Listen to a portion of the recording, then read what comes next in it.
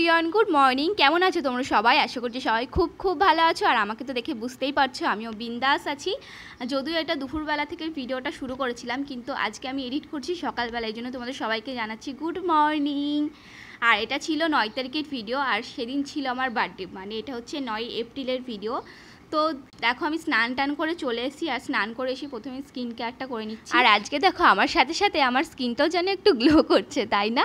যাই হোক, এবার চলো গিয়ে দেখি মা কি রান্না করছে। মা কিন্তু সেই সকালবেলা থেকে রান্না শুরু করে দিয়েছে। আর আমার কাছে বার্থডে মানেই কিন্তু ভালো ভালো খাবার খাওয়া, আর আজকে আমি যেগুলো খেতে পছন্দ করি সেগুলোই কিন্তু রান্না বান্না হবে। তো দেখো এখানে এসে দেখি মার সমস্ত রান্নাবান্না কমপ্লিট। লাস্টে এখানে চাটনি বসিয়েছিল, তারপর সমস্ত কিছু রান্না হওয়ার পর দিদি এখানে আমাকে সমস্ত কিছু সাজিয়ে গুছিয়ে সার্ভ করছিল। আর এবার চলো তোমাদের কি রান্না হয়েছে সেটা বলে দিই। এখানে মেনুতে ছিল একটা ডাঁটার তরকারি, ডাল, মাছের ঝোল, তারপর মাংস, আর এখানে চাটনি, দই, 5 রকম মিষ্টি, পায়েস, আর ওখানে ছিল 5 রকম ভাজা, সাদা ভাত আর ফ্রাইড রাইস। সকালবেলা থেকে আমি প্রায় না খেয়েছিলাম, এই জন্য আমার প্রচুর খিদে পেয়ে গেছে। মা যেহেতু সমস্ত কিছু একাই রান্না বান্না করছিল, এই জন্য অনেকটা লেট হয়ে গেছিলো। তাই দেখো মা স্নান টান করে এসে আগে আমাকে আশীর্বাদ করে খেতে বসিয়ে দিয়েছে। তারপরে বিকেলবেলা এখানে দেখো ওরা সবাই চলে এসেছে। আর ওরা সবাই বলতে কিন্তু এখানে নন্দিনী দি, কোয়েল আর জয়দেবকে আমি বলছি। আর ওরা দেখো আমার জন্য কিন্তু প্রচুর গিফট এনেছিল, আর গিফট পেতে কোন মেয়েটাই না ভালোবাসে বলো? তো চলো এবার দেখি এর মধ্যে কি আছে। আমরা জানি ফ্লিপকার্টে কত বক্স আছে, একটা ইয়েতে 1 গাদা বক্স, শুধু এরকম কাজে লাগাই।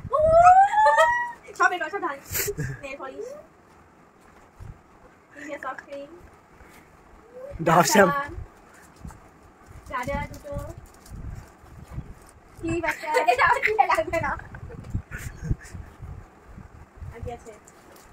চকলেট, কিটক্যাট, দুটো মেহেন্দি, আর এত চকলেট। এখানে রেখে দাও সব। এবার সাজিয়ে দিচ্ছে। তো মাথায় আসলে কি করে? আমি ভাবছিলাম কি দেওয়া যায়, ঠিক আছে? তাহলে খুচরা জিনিসই ভালো। এতদিন ধরে কিন্তু আমি ভিডিওতেই শুধু দেখেছি এরকমভাবে সবাইকে গিফট পেতে, আর আজকে কিন্তু আমি নিজে এরকমভাবে গিফট পেয়েছি, তার কিন্তু আনন্দটাই আলাদা, তাই না? আর দেখো নেল পলিশের কালারটা এতটা মিষ্টি ছিল যে আমি সাথে সাথেই পড়া শুরু করে দিয়েছি। আর তোমরা অনেকেই আমাকে উইশ করেছিলে, তার জন্য অসংখ্য ধন্যবাদ। তখন তো সবাইকে এক এক করে রিপ্লাই দিতে পারিনি, তাই এই ভিডিওটার মাধ্যমে তোমাদেরকে থ্যাংক ইউ। আর এখানে এই 3 জনকে দেখো, দেখে যেন মনে হচ্ছে বেলুন ফোলানো প্রতিযোগিতায় নাম দিয়েছে, কে কার আগে কটা বেলুন ফোলাতে পারে। বলো তো হাই।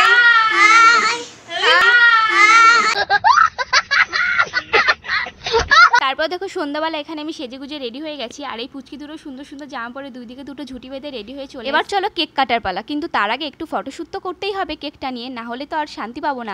আমরা মেয়েরা যত আনন্দই করি না কেন, যাই করি না কেন, আমাদের গ্যালারিতে যদি 10-5টা ফটো না আসে ভালো মতো, তাহলে কিন্তু কোনো কিছুই ভালো লাগে না। আর এখানে আমি একটা রিল শ্যুট করছিলাম, যেটা অলরেডি আমার ইনস্টাগ্রামে পোস্ট করা আছে, তোমরা হয়তো দেখেছো। আর যদি না দেখে থাকো তাহলে কিন্তু আমি ইনস্টার লিঙ্কটা ডেসক্রিপশনে দিয়ে দেবো, তোমরা অবশ্যই গিয়ে দেখে এসো।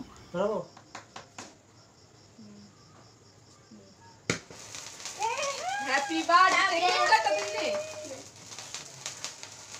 Happy birthday to you! Happy birthday to you! Happy birthday to you, Sujata!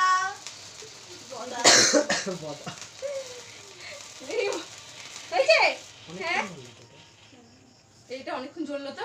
এরকম জ্বলে না। আগুন ধরে যাবে তো? সবাইকে দেখা একটু। এই বাবাই কি করলো? মিঠাই খেতে একটু। মিঠাই আগে গিয়েছে, তাই না উনি? এই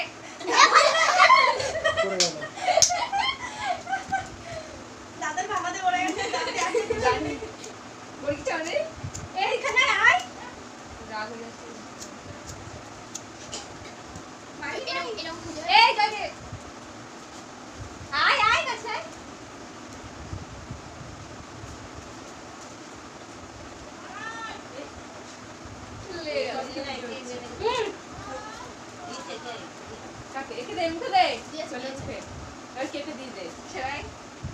মুখের সামনে রেখে হচ্ছে, অসুবিধা হচ্ছে না? মানি দিস না গালে খাবার চলে গেল। তোকে দিয়েছি কেক না? কেটে দে। ওর মাকে বলছে। দিচ্ছে।